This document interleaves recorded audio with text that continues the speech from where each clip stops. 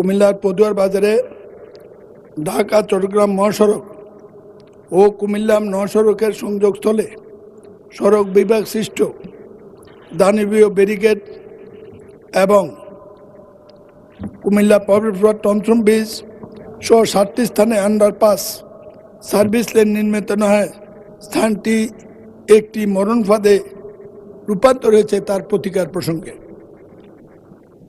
মাননীয় স্পিকার, ঢাকা চট্টগ্রাম মহাসড়ক ব্রিটিশ আমল থেকে বাংলাদেশের 1 নম্বর মহাসড়ক।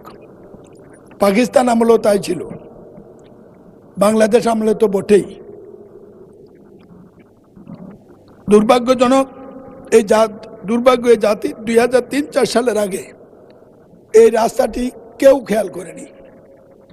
দেশনেত্রী বেগম খালেদা জিয়া কুমিল্লা সফরের পরে এরপরে তৎকালীন অর্থমন্ত্রী জনাব সাইফুর রহমান সফরের পরে এই রাস্তাটির জন্য যা চেয়েছে তাই বরাদ্দ সড়ক বিভাগকে দিয়েছে, কিন্তু কাজটা বাস্তবায়ন হয় নাই।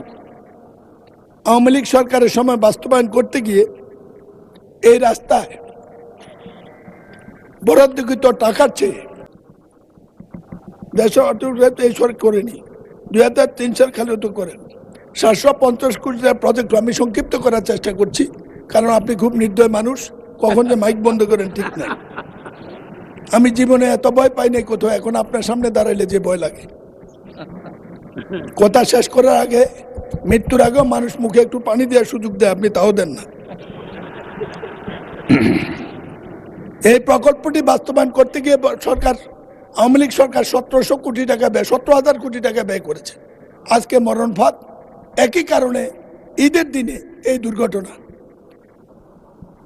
বিরোধীদের নেতা একটা দেখেছেন, এখানে গ্রেটার করছে কয়েক লক্ষ, মারা গেছে 1 লক্ষ লোকের কাছাকাছি। এই পর্যন্ত কিছু হয়নি। আমাদের নতুন যোগাযোগ মন্ত্রী বা সড়ক সেতু মন্ত্রীর সাথে দেখা হয়েছে, আমার মনে হয় তিনি ব্যাপারটা অনুভব করেছেন, কিন্তু জাতি হিসাবে এটা না দেখলে এই মরণ ফাঁদ থেকে রক্ষা পাওয়া যাবে না। ঢাকা কুমিল্লা মহাসড়ক সমাধানের জন্য ব্রিটিশ আমল থেকে রেল লাইন করতে চেয়েছিল। ধান খেতে রেল লাইন হয়েছে, ঢাকা কুমিল্লা রেল লাইন হয় নাই। ঢাকা কুমিল্লা রেল লাইন হইলে চট্টগ্রামের দূরত্ব কমে, ঢাকাটাই কুমিল্লা চট্টগ্রাম পর্যন্ত চলে যেতে পারে। চট্টগ্রাম থেকে কক্সবাজার রেল লাইন হয়েছে, ঢাকা কুমিল্লা হলে সংযোগ হয়, সংক্ষিপ্ত সময় যায়, এই রেল লাইন সফর হয়। মাননীয় স্পিকার, প্রতিবাদের মুখে গত সরকার সড়ক বিভাগের লোকদেরকে টাকা দিতে চেয়েছিল ক্ষতিপূরণ।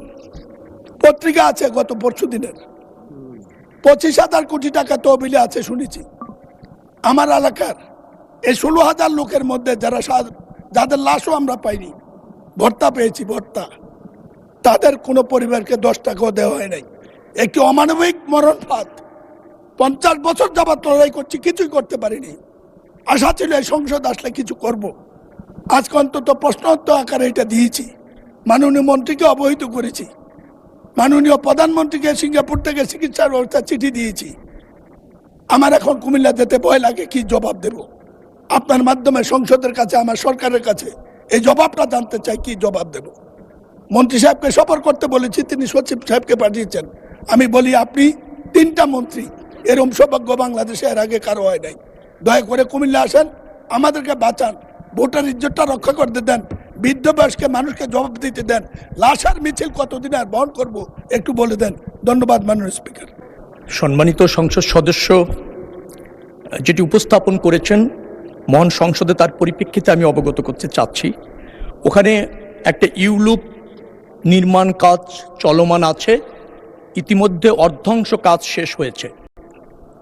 এই মুহূর্তে ওই প্রকল্পের ব্যয় বাড়ানোর কোনো সুযোগ নেই, যার ফলে আমরা ভূমি অধিগ্রহণের যে ব্যয় সেটাকে সীমিত করে পূর্ত কাজের ব্যয় আরেকটু বাড়িয়ে যে বাজেট আছে সেটাকে অ্যাডজাস্ট করে এখানকার যে ওভারপাসটা আছে সেটা সম্প্রসারণ করবার জন্য আমলে নিয়ে ইতিমধ্যে নকশা প্রণয়ন করেছি।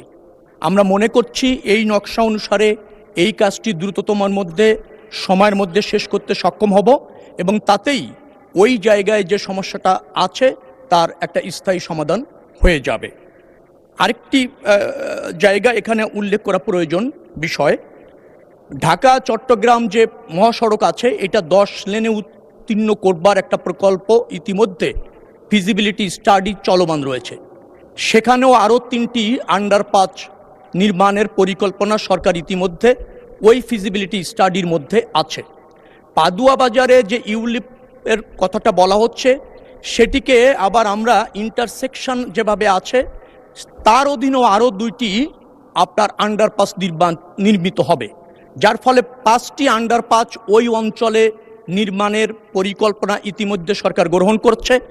দ্রুততম সময়ের মধ্যে বিশদ নকশা আপনার প্রণয়নের কাজ চলছে।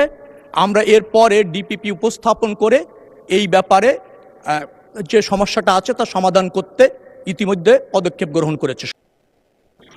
ধন্যবাদ মাননীয় মন্ত্রী। মাননীয় সদস্য জনাব মোহাম্মদ মনিরুল হক চৌধুরী, আপনি এ সম্পর্কে একটি প্রশ্ন করতে পারেন। মাননীয় স্পিকার, যে কোনো সময় সবচেয়ে বেশি হতাশ হলাম। আওয়ামী লীগের সময় যে বক্তব্য দিয়েছে মন্ত্রী সাহেব সেটাই দিচ্ছেন। আমি প্রশ্ন করেছি 750 কোটির জায়গায় 17 কোটি টাকা 17,000 কোটি টাকা খরচ হলো বলে শুনছি। আন্ডারপাস কোথায় গেল, ওভারপাস কোথায় গেল, এবং অনুমোদিত ওভারপাসটি কেন হলো না? আরেকটি রাস্তা হলো এখানে ব্যারিকেড দিয়ে রাস্তা বন্ধ করে দিল কুত্তামার্কা নির্বাচনের সময় 14 সালে। 14 সাল থেকে এত লোক মারা গেল, একজন লোকও ক্ষতিপূরণ কেন কেন? মন্ত্রী মহোদয় বলছেন ওভারপাস হবে, এক্সপ্রেস হয়ে হবে, এই রবীন্দ্রসঙ্গীত বহু শুনেছি। মানুষ আমাদেরকে শান্তি মনে মরতে দেন। ওনার প্রত্যেকটি কথা সরকার যা সচিবরা যা বলে দিয়েছে, ওই যারা টাকা লুণ্ঠন করেছে তারা শিখিয়ে দিয়েছে। উনি বলেছেন মাননীয় মন্ত্রী প্রশ্ন করেন। প্রশ্ন নাই কোনো? বলছি মাননীয় মন্ত্রী।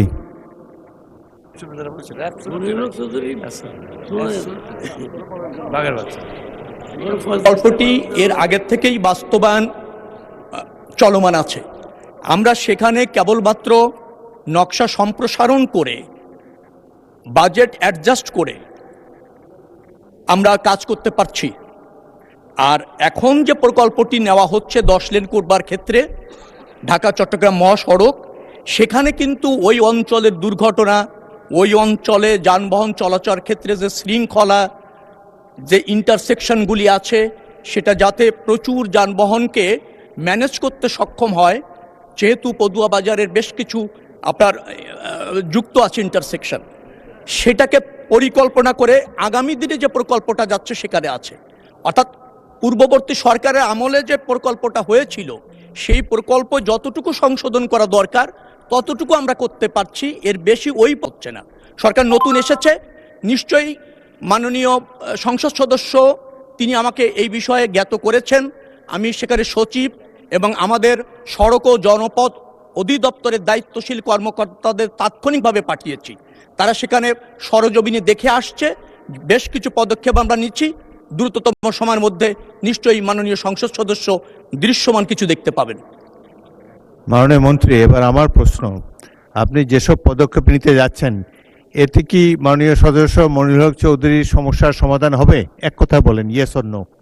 আংশিক হবে, আংশিক হবে। ধন্যবাদ মাননীয় মন্ত্রী।